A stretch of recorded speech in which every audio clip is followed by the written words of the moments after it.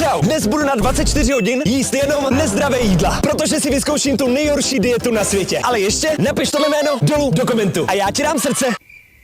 Dobrý ráno, moje 24hodinová výzva právě začíná. No dobře, asi víte, jak to po ránu bývá. Vždycky máte žízeň, takže si dám po ránu sladkou Coca-Colu. Tak na zdraví, teda na nezdraví. Po ránu je nejlepší. Abych si od té koly osvěžil trochu dech, mám tady tenhle kyselý sladký sprej. Samý Ečka. No nic, ranní rutina.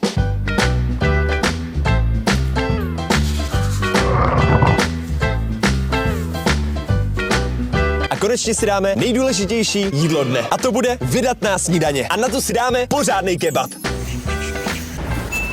Pořádný kebabos máme, než se do toho ale pustím, potřebuju nějaký pití. Takže co si dát, energiťák? Ne. Tak jsem šel do Teska. Chvilku jsem hledal